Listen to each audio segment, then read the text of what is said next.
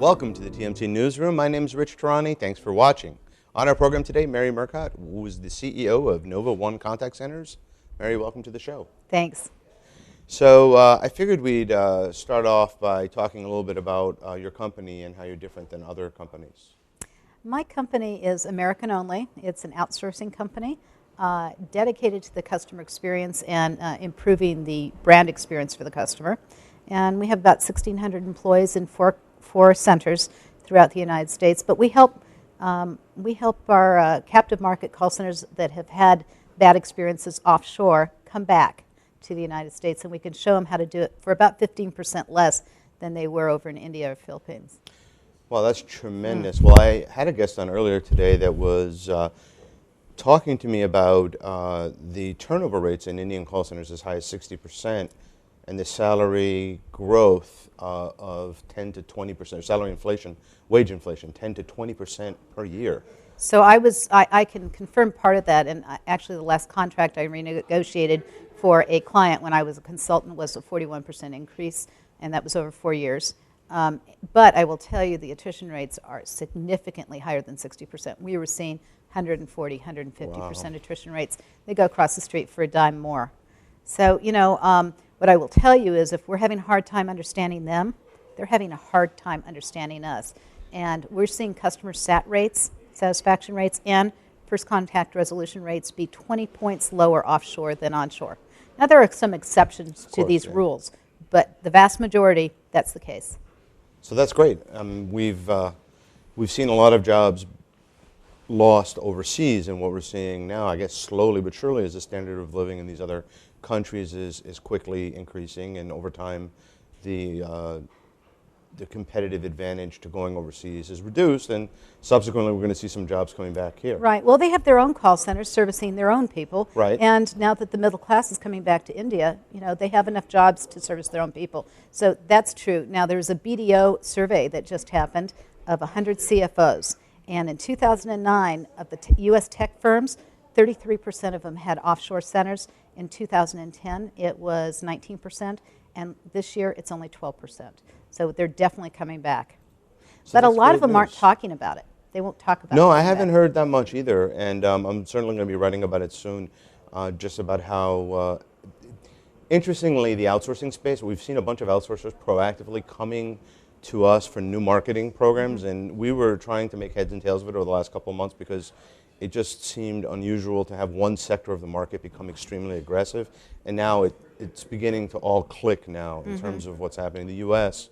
is now becoming a bigger market for contact centers. Yeah. Well, actually, I was trying to get people in Europe because we have our dollar imbalance. I was trying to get the people in Europe to come to the U.S. and outsource to us. So in terms of the typical customer that you have, are there special markets or certain markets that you focus on, whether they might be healthcare or anything else? Sure. We focus on 4 primary verticals. The number one for us is healthcare, and we'll talk about why. Because Lucky guess. Yeah, healthcare, we think we have some technology that can really help reduce the complexity and therefore improve the quality and the cost. But in addition to healthcare, transportation logistics, air cargo, roadside assistance, that sort of thing, and then also utility and government. But the big ones, transportation and healthcare. So with so much turnover in India and the contact center market, I guess, being less attractive to some of the workers in India, and they don't necessarily want to make it a career, and yet you're striving to have your company be one of the top places to work in the country, right? Yes, absolutely. There's a lot of reasons for that. First of all, I spend way too much time at work not to have it be a happy place. So part of that is, just for me. And then the other part is it just makes good business sense. We are trying to be one of the top 100 best places to work, and it's aspirational right now. We expect we'll get there in about 2 years. And the reason is, moreover than simply doing the right thing, and it is the right thing to have happy employees because they attract happy customers and happy clients, is that the profitability of companies that are one of the what we call firms of endearment, those people that are on that 100, is like 1,000% more improvement in profitability than the typical Standard & Poor's. So there's logic here as well. Yeah, it's not just something that you'd like to do, but it's also something that makes sense It's not financially. only philanthropic, but it just makes good business sense, right? So competitively, what are you seeing in the market other than the outsourced jobs overseas coming back? What are you seeing internally in the U.S.? So, I think you have to have the technology that solves the problem. We have a smart desktop technology that bundles about 6 technologies together, and they talk to each other. And it really helps reduce that complexity and interaction with some very, very hard calls for the healthcare industry and some other industries that have what I call the 3 Cs: compliance, change, and complexity. And so that we think that's a game changer for us. And then the second thing we have is a customer obsession program. So I've been scouring the world for the last 10 years, and I've been in the industry 30, looking for the best of the best. So I have the best practices of the top 1% of call centers because I've literally been in thousands of them. And we have about 58 best practices, and we create a blueprint, a footprint of customer obsession program for each and tailor it to each of our individual clients. So what's next for the company? Growth. I mean, we are out looking for sites as we grow, and we've had some tremendous internal growth with our existing customers. And then we think we have a lot of interest in our smart desktop. So it's a growth. Your centers are located where? We have a major one here in Dallas, Fort Worth, just south of the airport. We have one in Waukesha, Wisconsin, one in Holland, Michigan, and one in Montana. So our Holland, Michigan one is interesting. I have my dream center there. 15% unemployment, and it was voted last year as the healthiest and happiest place to work in America by Gallup and Healthways magazine.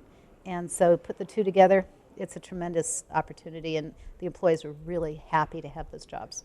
Congratulations. That's Yeah. great. It's really, I mean, it's a great story on multiple fronts. I mean, today the job numbers were not great. The unemployment rate ticked up a bit, so it's good to hear that innovative entrepreneurs like yourself are helping the U.S. economy and U.S. workers. And It was really special. The other day I was in Holland, and we actually had a lot of television cameras out there as we announced about to announce our 300th person in that center, and we only had 12 there a year ago. And we had one of our supervisors being interviewed, and he said, I haven't had a job in 29 months, and this job has just taken a tremendous burden off my wife's shoulders. And that made everything different. congratulations again. Thanks for being here. Thank you.